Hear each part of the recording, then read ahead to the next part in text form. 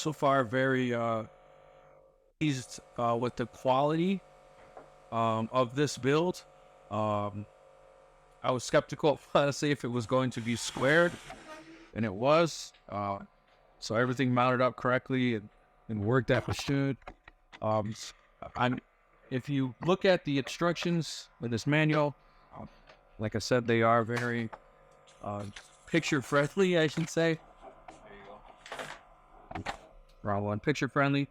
So it's very self-explanatory by just looking at pictures of what screws you're putting in and where you're putting them in.